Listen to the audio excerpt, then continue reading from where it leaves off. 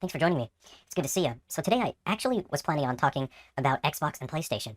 I really like what PlayStation's been doing, announcing a number of games that they look really cool. There's the Marvel fighting game that looks really neat. Xbox has announced their partnership with AMD, discussing their upcoming new hardware, and I wanted to talk about that stuff, but then the Donkey Kong Bonanza Direct dropped last night, and this looks really cool. So I'm going to be totally transparent here. I wasn't super excited about Donkey Kong Bonanza overall, just from the get-go. But this direct has changed my mind. I wasn't negative about it. I wasn't saying, "Oh, this isn't going to be good. It's not going to be fun." It's just for me, it's not a game that I was looking for.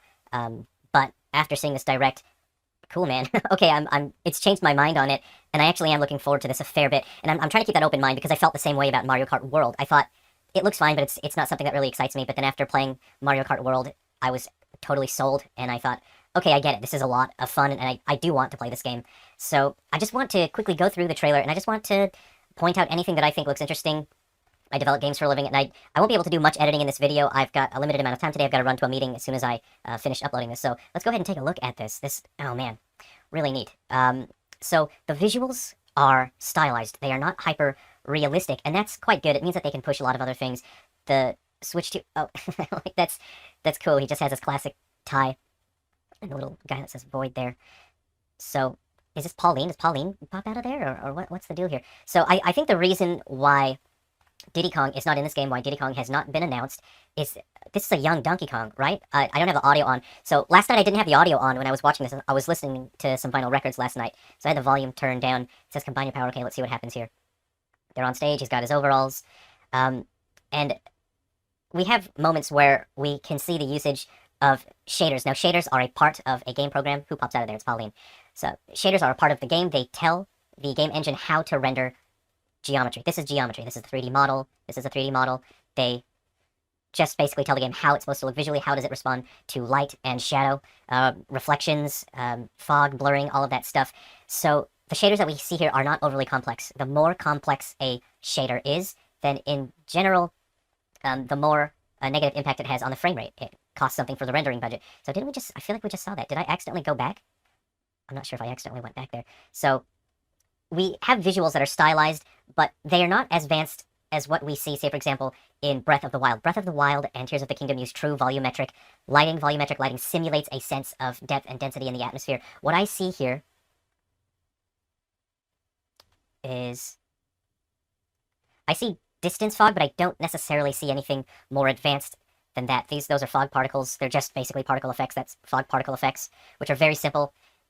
They're not complex, but in the past, they have had a significant negative impact on game performance, have a huge rendering cost. And when I say cost, I don't mean spending money. I mean, every game has a budget and different game assets, visual assets, audio assets use up the rendering budget. This is not volumetric lighting. This is basically just a 3D model with a texture on it to make it look like light rays. So very simple rendering techniques. So whoever's working on this I'm going to say they come from old world game development, and I'm not saying that in a derogatory way. I'm saying whoever worked on this has experience working on older hardware, and they know how to optimize extremely well. So the approach that they've taken here is highly optimized, and I would say that it's also an aesthetic choice because it reminds me personally of the N64 era, and not in a bad way. It's just a subtle reminder of that. This is what really impresses me as a game developer, is destructibility in the environment. Now, DK is not actually taking a chunk out of the environments. What he's doing is he is destructing the environment. He's deforming the environment in a way, so we'll see him hit it here.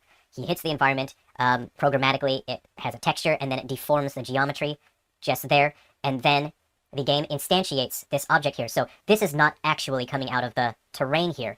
It is deforming the terrain and creating an object, so it gives the impression that he's pulling a chunk out of the terrain. There's destructibility here as he hits that. Let's see what kind of physics simulations we have on those rocks. If they fall straight through the terrain, I believe they fall straight through the terrain. So those reactionary particles. Oh, there are some. I think some do have physics. I think the bigger pieces have physics simulation. I think the smaller pieces fall through the terrain. Okay, I'll just have one more look at that. I would really like to understand this. Oh, even the smaller pieces had physics calculation. Okay, that is interesting. So what that tells me is the Switch 2 is probably very good at physics simulations. Physics simulation, that's stuff that in the past would have been very, very expensive. I don't think I'm violating any NDAs. I've shipped games on numerous Nintendo consoles.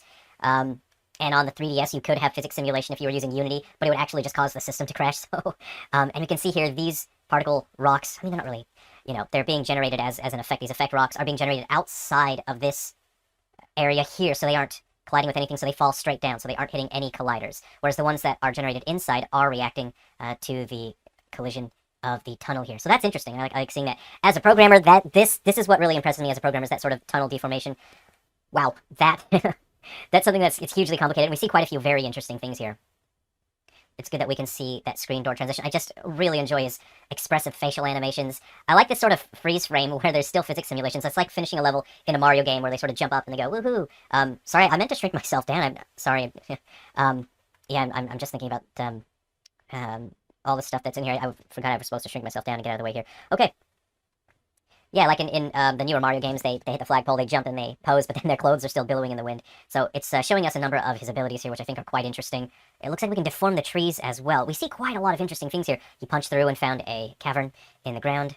So this is going to be very interesting for exploration and discoverability, and I think people will be playing this for a very long time. Now, with a game like this, it's very easy to deliver the promise and then fail to deliver, to make the promise. So the make the promise is you get to explore this big open world, and the promise is there's going to be a significant amount for you to find. It's going to be rewarding for you to explore. It's easy for a game, and inexperienced developers will make that promise and they will fail to deliver. I'm not sure who is developing this, but I have a feeling that they will deliver on the promise of that. So they're showing us more of his abilities here. Oh, these are fun little clouds. I wonder if those mean anything there. That's kind of neat. Okay.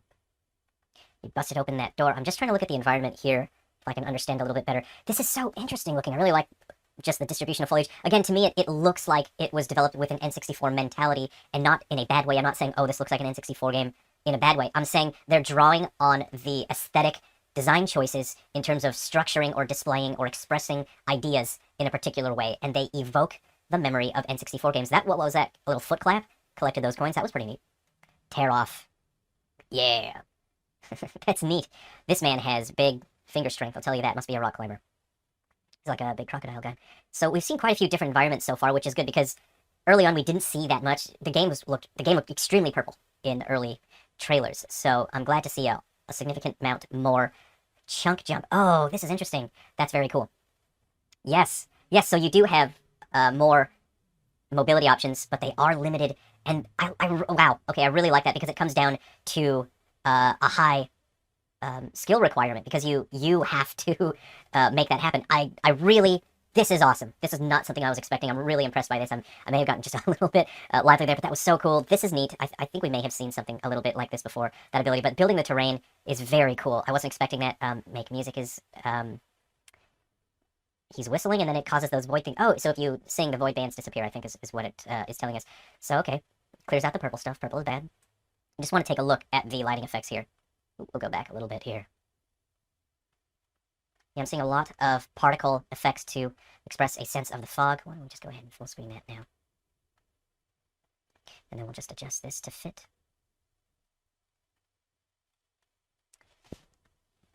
Something that just concerns me a little bit are these dark areas. It's a little bit difficult to discern exactly what the environments are in the darker areas, so I'll have to see how that turns out. That's one of my concerns, is that the game might look or feel a bit dull and a bit obfuscated in the darker areas, but we will see. I do enjoy a good snow area. Did he, wait, did he just rip the face off of a sentient creature? Ah, oh. Great, I feel existential dread. That's just, I don't like that. Oh no, I don't like that at all. Okay, busting through there. Yes, he did rip the face off a sentient creature. I do like this. I don't like that he's riding on the face of a sentient creature. I like that there seem to be elemental properties. So as he rides the ice block through the lava, the ice block decreases. That air block was taking him up into the sky. This I really like. So this is something that already awesome. I really enjoyed the... Oh, okay, this guy regenerates after Donkey Kong punched his face off. Sweater vest for Cranky Kong. Nice sweater vest. Oh, he adjusted his glasses there. These environments are so interesting to look at. They just look very detailed. So it looks like we have these giant dudes. I do enjoy the aesthetic here. This sort of 90s punk with the pastel colors. And that sort of 90s technology with the sneakers and the fashion and the headphones. Very fun. I really enjoy this jungle aesthetic to Pauline with the torn dress there. It makes her look like a jungle kid out for an adventure, which she is. She is out for an adventure. We got Kong Bonanza. So we get different transformations for Donkey Kong. And this is where the game started selling me, where these interesting transformations. I really like the options that you can get new clothes, but now you have these transformations, you have even more abilities. So this is not just about combat, it's about traversability, it's about exploration. This looks so cool. This is very interesting to me, and I would suppose these transformations may be tied to those big giant dudes we were looking at, the tall dudes. That's cursed. Oh, look at his face. Hold on, that's cursed. I can't afford to do editing today. I don't have the time for that. But we're gonna take a look at a visage of terrifying agony and pain, of terror.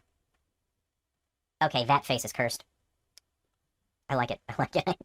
I actually enjoy seeing these kinds of cursed designs. He looks like he's in so much pain. Okay, let's have a look in the environments here. For me personally, when I take a look at this as a developer, I look at how they compose their environments, and I personally try to balance out expression, communication, what are you communicating, and optimization in terms of scalability. How much time does it take to create these environments? Can you create them in engine? And something like this, it looks like, these might be able to place in engine. This might be a spline that they're able to generate in engine, and then they can just place, these are separate objects placed. That's kind of what I'm seeing here. I like to see that because I appreciate seeing what approach they take, especially when it comes to, how long does it take to create environments, because the longer it takes to create environments, the more complex it is, then the less time you have to actually create environments. So whoa, is he dive bombing dudes? That's pretty cool. We have this screen door transparency effect, which is, again, cheaper on the rendering budget. We've seen full actual transparency. If you look at Breath of the Wild, Tears of the Kingdom, we see true transparency on geometry. With this screen door, it costs less on the rendering budget, so it has less of a negative impact on the frame rate. The Switch 2 seems extremely powerful, but it seems like these developers have focused on optimization, which tells me that the game is doing a huge amount here. The game is very busy. It looks like you can just do so much here. Sometimes we see a couple frames where it looks like the DLSS gets sort of confused or bypassed or broken, and we actually see a lower resolution of the actual game, and it's very interesting. I've seen it in some of the games that are out on Switch 2 right now, so that's very interesting. So giving a visual inspection to Switch 2, I can tell that DLSS is doing a huge amount of heavy lifting to get these games to look like they're rendering high resolution, and that they're, that they're just sharp and fluid and crisp. DLSS is doing a huge amount of heavy lifting, and because games can run internally at a lower resolution, it means frame rates can be smooth and great. So that's what I'm seeing here. That guy's teeth, they bother me. They're not organic, and I don't know if he's had his teeth removed or if they were removed for him and then he had them replaced. I just don't feel great about his teeth being fully gold. So we have a nice clear look at depth of field where the background is blurred out and the foreground is in focus, and this is something that was extremely expensive for the Switch. It caused massive frame rate drops. This is a more... There's different levels of quality and complexity for depth of field. Some are very basic and simple. They're cheaper to render. This looks like a higher quality depth of field. There seems to be some sort of bokeh, which is a shape that out-of-focus light points make in photography. It looks like there is that. This looks like a higher quality version of depth of field. So I do like the expressiveness of Donkey Kong's fur as it billows in the wind. This is all... I mean, I'm not super interested in the villains. They're not... To me, I don't look at them and think, oh, cool, who are these dudes? I mean, they're fine. I'm not saying they're bad. I'm just not personally not drawn to them per se, but there's nothing wrong with that. Okay, so this is interesting. So this, you may think that, oh no, this is volumetric fog. This is volumetric lighting. I do not believe so. I believe this is just using particle effects, and we, for a very long time, for about a decade or so, we have had soft particles. So soft particles are particle effects that are able to blend when they intersect with other geometry. So you could say that this is just a billboard of a particle, a flat quad, just two polygons in the shape of a square, and you can assign them as a particle shader, and you can have them soft blending with the geometry around them. It's what this looks like to me, but we don't get to have a strong look at that. And I say that because they seem to take a particle effect as their design philosophy for many of these visual components. So we're just going to play it, and I'll see if I can just feel certain about it. But I feel this is a particle with a soft blending. Again, as a particle intersects with other geometry, it blends that smoothly, and it makes it transparent as it reaches the end there. It's significantly cheaper than using volumetric fog and volumetric lighting. It's much cheaper on the rendering budget, and it's way faster on development as well. So let's have a look. It's hard to say. It's really hard to say. Ooh. I'm guessing myself here.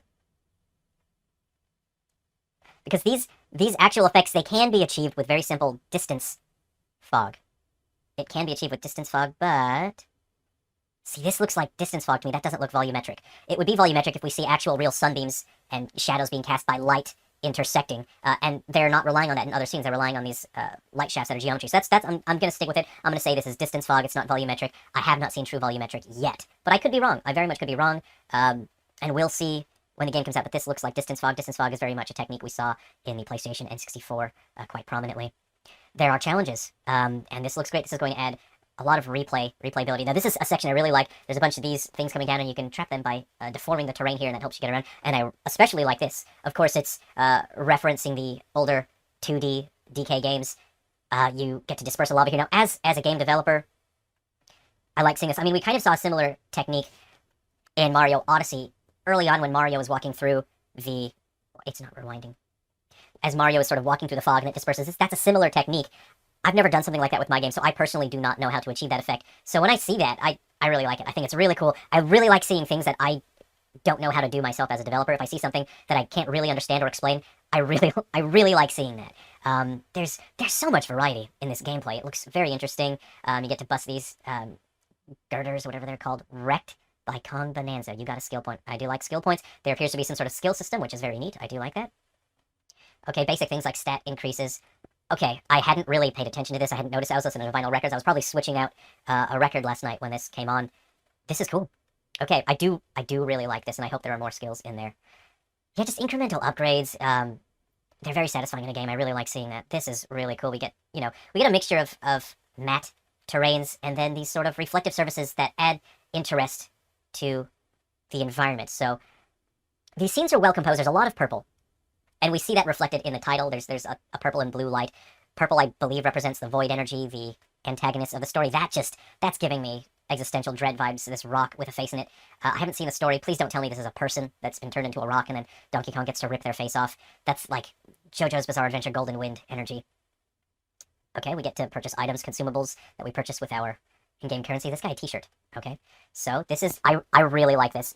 You get to get new outfits for both Donkey Kong and Pauline. Very cool. Vacation vibes. This is great. And the fur color is... This actually shocked me. That's not something I would expect. But after playing Smash Bros. For so many years, you get accustomed to seeing Donkey Kong with different colors of fur. So it's not a huge, world-changing event, but it's interesting to see it in an actual Donkey Kong game, which is not something I've seen before. And that's really... I'm going to rock the blue fur as soon as I can. That's my color, but we'll see what other colors they add as well. There's a lot. There's so much going on here. This is a massive game. There's all kinds of different challenges and missions. There's a wide range of environments to explore. Looks technically challenging to have developed. This looks like it's very technically competent and complex. You listen to your soundtrack, but hey, vinyl records is what I'm all about, but you need the hole for the spindle thing. So this doesn't have a hole on the record, so I'm going to mark them down half a point, because there isn't a real way for the record to stay aligned on the record player without that spindle hole thing. So they lose half a point for that. Hit the gong, Kong hit the Kong, Kong hit the gong. Eaten by the windfish, totally relatable. Oh, is this fast travel? Okay. Sorry. Oh, that was shocking. That sort of body horror, like sudden shock body horror of being eaten by a giant fish, but it turns out it's a fast travel. This is the kind of creativity and fun that I want to see in games. And that's the kind of thing that sort of knocks me out of thinking about things as a game developer, because that's just a part of how I think and how I view games is, that's part of it. But when something like that happens, where it's just unexpected and fun, it knocks me out of thinking like a game developer and then just puts me into gamer mode, and then I just forget about any technical aspects, and I think, all right, this is fun and I'm enjoying this. There's a 2-player mode, so there's a kid brother mode or a girlfriend mode, where the second player, or a kid cousin, the second player gets to use the mouse controls. That's really cool. I really like this. That adds like light rail arcade shooter elements, and it does tell you the component that you're hovering over. Very cool. There will be game share, and I really like game share, but there's one small thing that disappoints me, and it's that the screen shrinks down and there is a bar visible constantly telling you that you are using game share. So that's just one thing that I don't super appreciate is some screen real estate, valuable screen real estate being taken up by that. That's this screenshot. It's not a screenshot, it's a part of the video, isn't it? This is convincing to me. What I've seen in the early trailers, I thought it looks fine, okay. This is convincing to me in that they've spent time populating the environments with detail. You can let an algorithm just randomly throw foliage onto a terrain for you, but it always looks generic, and it does not help when it comes to telegraphing a path, communicating where the player should be able to go. This is made bespoke by hand, and it really convinces me this looks great. Again, I don't see any signs of true volumetric lighting, so this looks like distance fog to me, which isn't a bad thing. It's an optimization thing. It's an aesthetic and stylistic thing. Let's see, we have options. We have assist mode. Wonder what that means. Beware of those dreadful thorns. Okay, this guy just... So, assist mode. Okay, he took less damage, so assist mode, he took half damage. Okay, that's pretty good. You know, if you're a player that has a tough time with those sort of things, assist mode. I can think of one friend that would really benefit from assist mode. This goes above and beyond. They did not need to make something like this, but we're going to see a huge amount of creativity. This is a situation where the developers and whoever's in charge of the core concept for this understands how people use modern media, how people communicate, and how user-generated content helps to keep a game relevant and in the public conscious. And this is a situation where they made this because they knew that people on the internet would create all sorts of art, and they would keep sharing it, and this would basically be free advertising as people use the art and share it online, and then other people say, where did you make that? And they'll say, oh, I made it in Donkey Kong Bonanza. This is brilliant. It's a brand development, it's product planning, it's marketing, it's brilliant. Oh, she gets her sort of clothes from the future. She gets her future clothes, I think. This, I'm not impressed. I don't want to be a negative Nancy. I hope I'm not throwing Nancy's around the world under a bus, but I don't want to be a negative Nancy. I strongly dislike how Nintendo uses Amiibo. Basically, it's just unlockable DLC. This is very advanced technology. There's microchips in there that can store data wirelessly. These are portable, and all Nintendo uses this for is unlockable DLC. So I don't feel compelled by the usage of Amiibo. This is not interesting what they've done to me, and I want to see Nintendo use this in a more creative way. It is the figure itself. It's a character from other games. There's a chip in there that can store data. We should be using that in a way more creative, way more interesting way that is rewarding the players, as opposed to scan the Amiibo once every 24 hours and we'll give you a treasure chest. To me, it's insulting and it's very lazy. So that's where I'm going to leave that. I want to see Amiibo be used in a significantly more interesting and rewarding way for players. Yeah, I'm not super compelled by the villains. Again, they're fine. I have nothing negative to say. They're visually very busy, and so they look so different from every other character, and I think that's the point, is these are outsiders and they don't necessarily belong here, because all the other characters have their own specific visual language, and then the antagonists have their own visual language. Is that a portal? She's going to get portalized. She's going to get portalated somewhere to another part of the world. So this was so very interesting. Okay, I hope you've enjoyed taking a look at that. I hope whatever I've shared was interesting to you, sharing it from a developer's perspective. If you're looking forward to this game, I'm looking forward to chatting with you guys and hearing from you in the comment section. Again, sorry, I have a bunch of comedy and funny videos scripted. I have some educational, informational videos for game development that I've scripted that I need to film. My work is very demanding at the moment, and my time is sort of running a bit thin. Thanks very much for hanging out with me, everyone. All the best. Be well. Take care. Have fun. Enjoy gaming. And look, check out the Xbox and PlayStation stuff as well. They've been announcing stuff that's really cool. The PlayStation stuff looks really cool, so I do want to dive into that as well. Take care, everyone. I'll see you.